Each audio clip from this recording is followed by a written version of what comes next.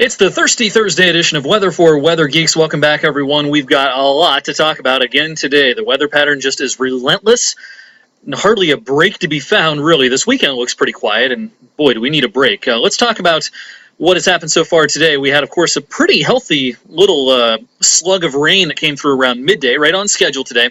It had some thunder and lightning. It's always a little startling to hear thunder, see lightning when there's half a foot of snow still on the ground, and it's only in the 30s. But yeah, we had that this morning. Generally speaking, across the Mahoning and Shenango valleys, this dropped about a quarter of an inch worth of rain. These are rainfall totals in through here. As you can see, most of the numbers are somewhere between 2/10 and about 4/10. Some places got to half an inch. Here's a reporting station up at the Shenango River at Greenville in Mercer County, about a half of an inch. A couple of half-inch reports back towards I-77 as well, down here towards, the Leesville Dam area, just east of New Philly. Pretty healthy blob of rain there. But generally speaking, yeah, we picked up about a quarter of an inch this morning and early this afternoon. We're going to add on to these totals tonight. And, of course, we've been talking about flooding and how the rain, the snowmelt, ice jams, it might cause some problems on area rivers. And we'll get to some of the details on that in just a second. I'm recording this just a little after 2 o'clock on this Thursday afternoon. And, boy, do we have a lot to show you on the map today. First of all, the rain from earlier has now pushed off to the north and the east. And yes, we do have a couple of scattered showers around, but they're real spotty and small, and there's plenty of dry weather to be found here as we go through the rest of the afternoon. But still, one or two of these random showers can pop over your backyard and cause you to break out the umbrella if you are heading out and about. South and west of us, look how much warmer it is here mid-afternoon. It's pushing 70 degrees down towards Cincinnati. It is 70 in parts of Kentucky, while we're still stuck at 38 here in Youngstown. Columbus, right in the battle zone there. The warm front's kind of right in through here. So south of Route 30 and especially down towards I-70, it is really warming up this afternoon. Now, we're going to get a taste of this tonight. I don't think we see 65 degrees. We've got a shot, though, this evening before some showers and storms push through of seeing the 50s. The temperature may spike here to 54 degrees for a couple of hours this evening. It'll be after sunset.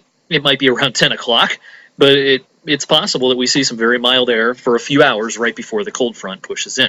And speaking of the cold front, here it is this afternoon, and things are starting to get active. This looks like a springtime map here. Let me take off the temperatures. This looks like a springtime map with discrete possibly supercell thunderstorms trying to get going in parts of Missouri. Look at this in Iowa. They've got thunderstorms right up against snow just east of Des Moines. So that's kind of a wild situation there. You've got almost blizzard conditions in western Iowa and heavy gusty thunderstorms in eastern Iowa. And thunderstorms are starting to get going down in Texas, Louisiana, and into Arkansas as well. They have a severe thunderstorm watch out down there with that line. No watches just yet up in Missouri and into Illinois. They're considering one, though. They're considering putting one out here. Here's a mesoscale discussion for a possible watch coming out there.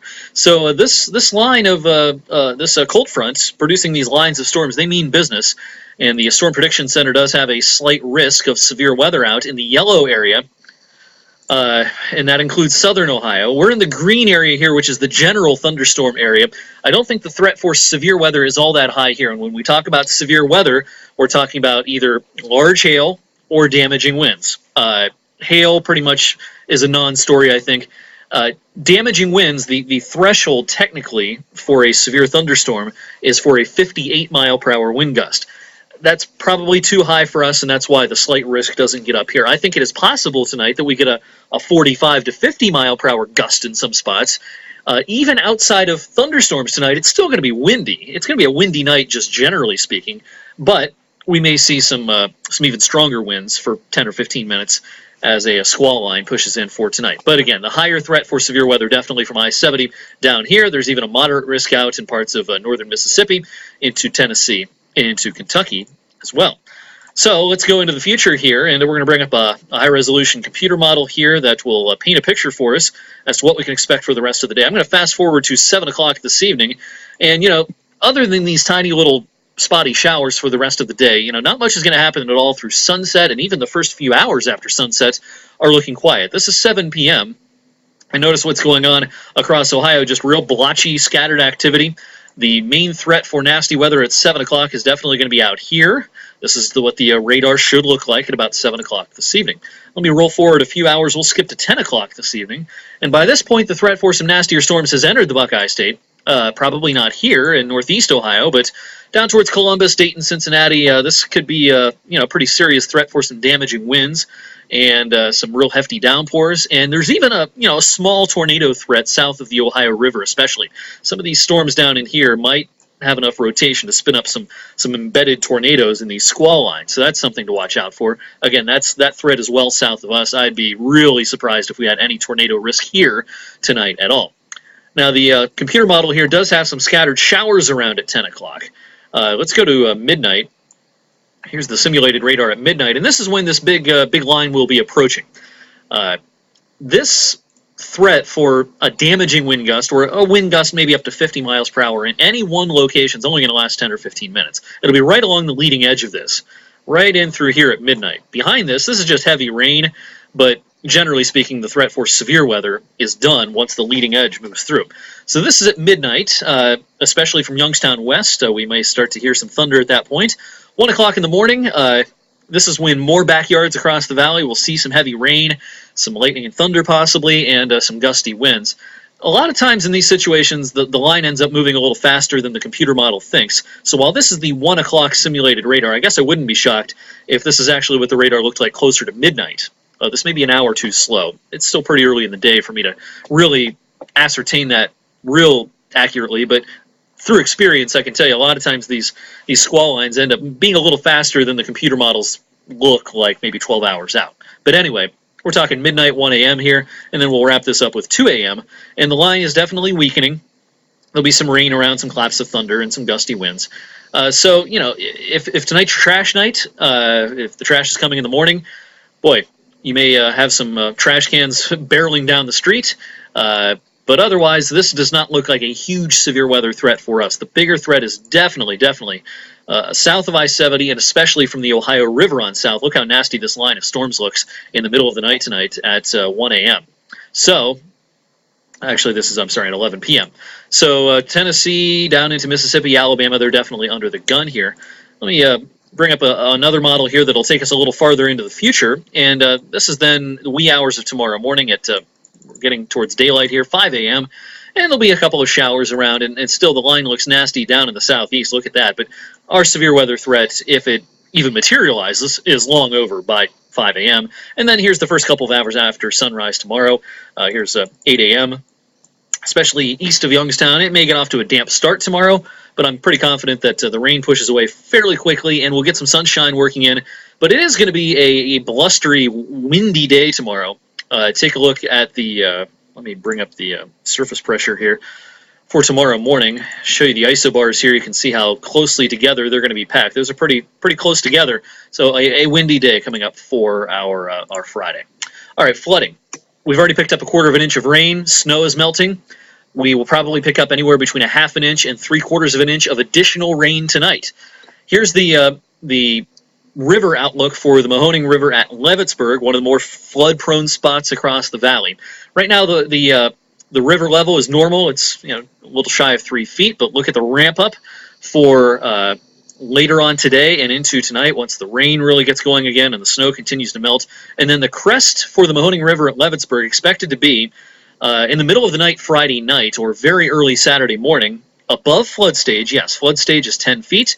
It's expected to crest right now at 11.7 feet. So anyone living close to the river, you can expect, as you've seen many times before, for the river to overflow its banks, for there to be a flood threat through Friday, probably Friday night, and then even into parts of Saturday, the river's still going to run pretty high. So this is Leavittsburg. Now down towards Youngstown, let me bring up that graph here. These graphs are courtesy of the Ohio River Forecast Center in Wilmington, Ohio.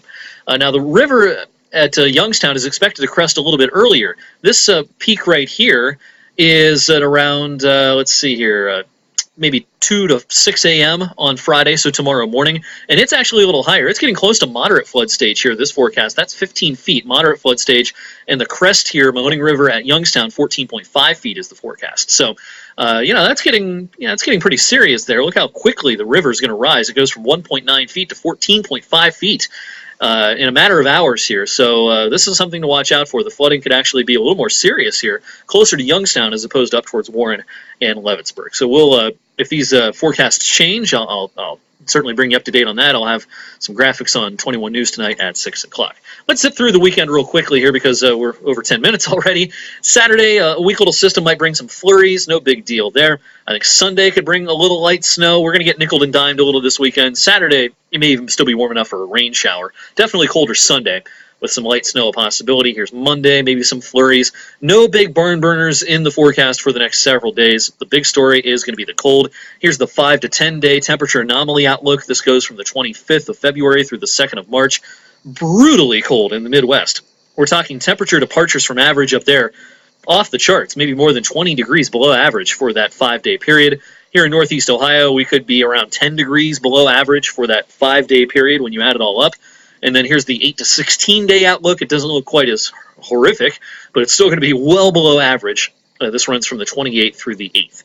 So March is coming in on a very cold note, it looks like. We're heading right back into the pattern that brought us all the cold weather during the course of the heart of winter. All right, that's weather for Weather Geeks. Thanks for sticking with me for this very long video. We'll be on 21 News tonight at 6 o'clock. I'll have another edition of this video Friday afternoon.